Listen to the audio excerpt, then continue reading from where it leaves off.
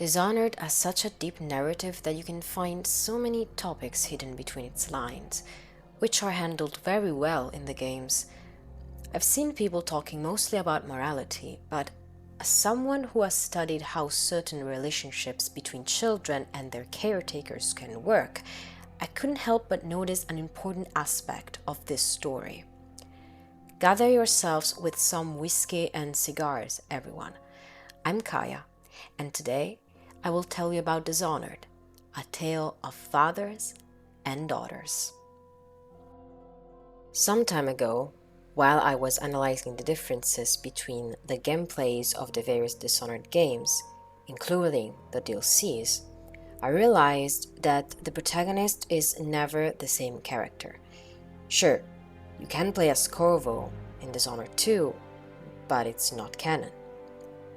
In the first Dishonored, we play as Corvo, while in the Knife of Dunwall and in the Brigmore Witches, which is basically a single DLC as far as I'm concerned, we play as Daud. Likewise, in the second Dishonored we play as Emily, while in Death of the Outsider we play as Billy. Let's go through the stories of these characters real quick. Corvo is a Sarkonian immigrant who moved to Dunwall and quickly climbed up the military ranks, finally becoming the Lord Protector to the Empress.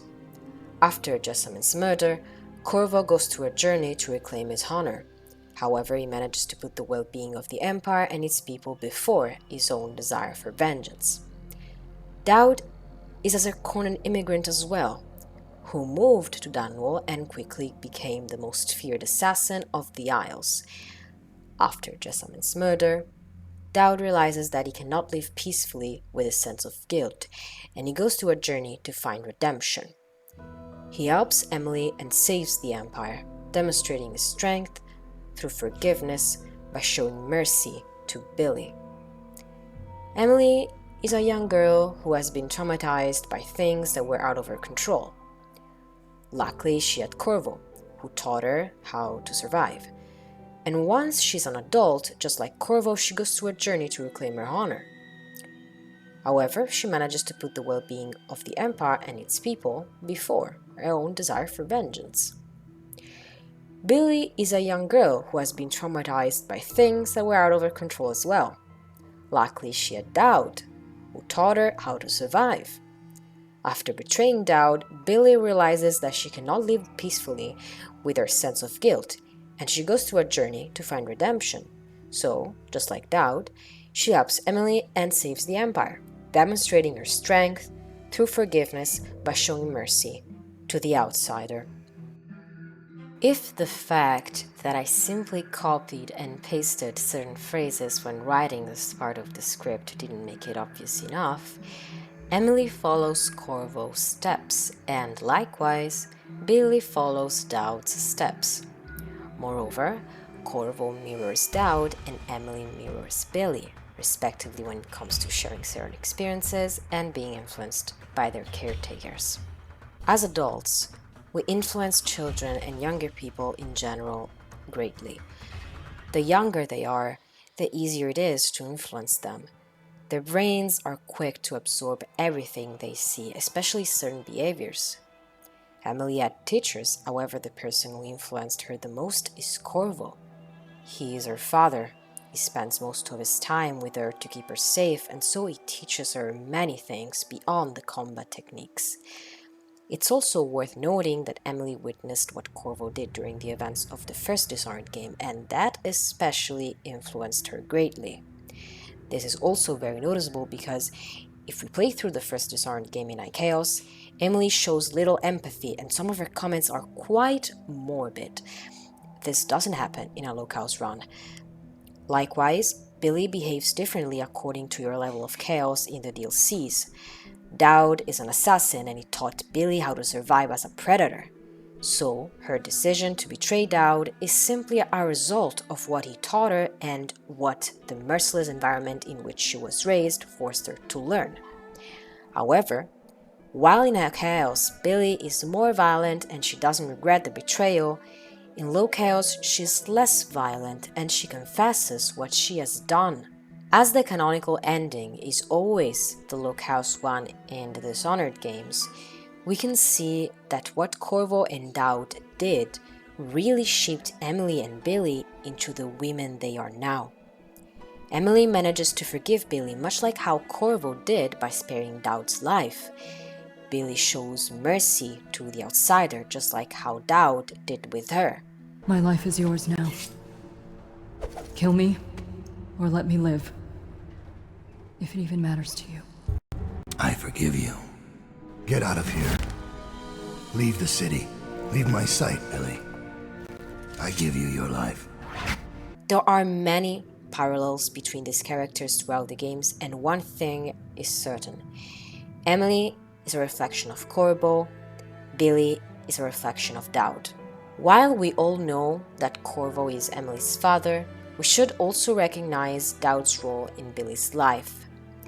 If the narrative wasn't clear enough, the heart straight up tells us that Dowd is like a father to Billy. She is a woman formed of 3 fathers. A drunkard, a killer, and an artist.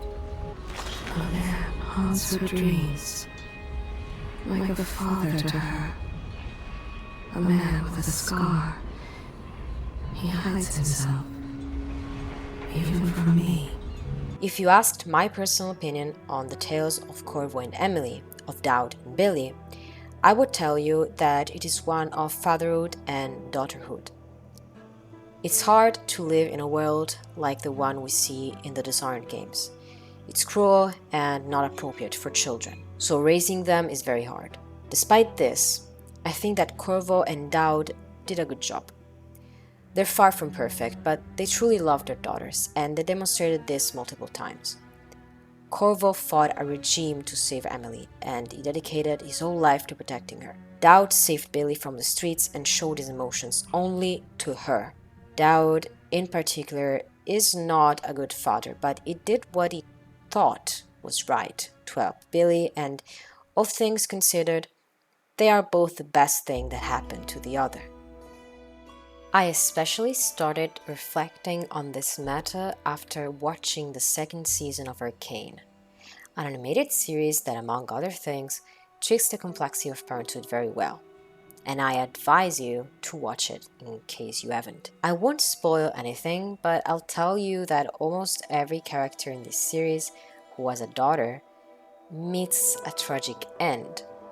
The actions of these characters initially look irrational and destructive, and they're partly the reasons why they meet their tragic end. Sometimes they even seem to be out of character, but everything makes sense once you realize that they simply love their daughters so much and that they'd give everything for them. This kind of behavior especially reminds me of Corvo. While the Lookhouse ending is canon, and so this means that Corvo hasn't killed many people, his hands are still dirty, and the way he resolved certain situations was not very ethical, even if less chaotic. Corvo didn't act the way it did simply to help the Loyalists and save the Empire.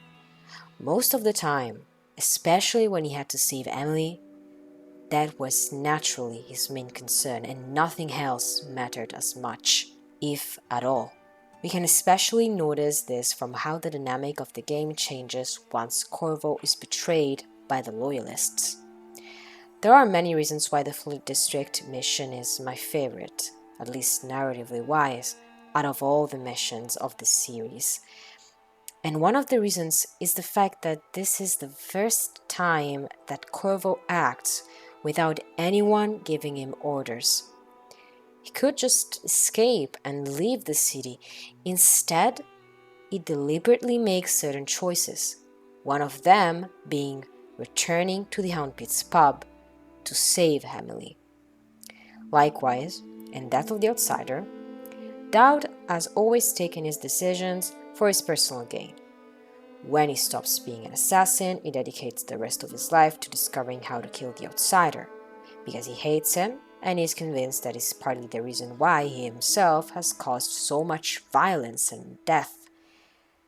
Yet, when he is finally about to kill the outsider, he is convinced to spare him by Billy, who leverages on the fact that Doubt himself has spared her years ago. I found another way.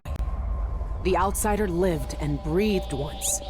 He spent his days on the streets of some forgotten city. These cultists took everything away from him, even his name. But I know what it is. His name is the Mark. Only the dead can read it. If we give that back to him, he'll be free. He'll live out the rest of his days as a man like any other. The Mark? No. You're here to kill him. You can't ask me to do this, Billy. Not after everyone he's hurt. Not after everything we've done.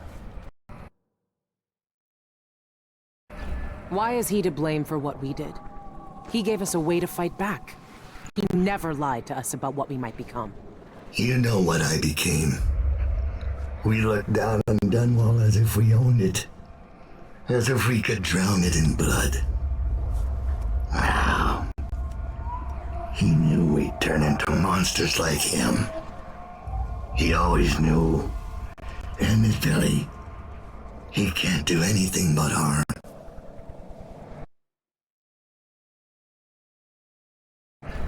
I saw the cult who hurt him. He died once at their hands. Look at him. This wasn't his choice. He never asked for this power. Then end it. Put him out of his misery if you pity him. It's a better future than anything that might wait for him out there. But does he have to die? Years ago, I did something terrible to you. I didn't deserve to live. But you let me walk away. You gave me a chance. Let him live, Doubt. Let him have the life he lost. Like you did for me. When you left Dunwall, I hoped you could live a better life without me. That your future wouldn't be killing for coin until someone came to betray you. Forgiveness is a rare thing in this world, Billy. You're better than I was. Some people say that the writing in Death of the Outsider is not great, and I agree. But this, in my opinion, is a good characterization.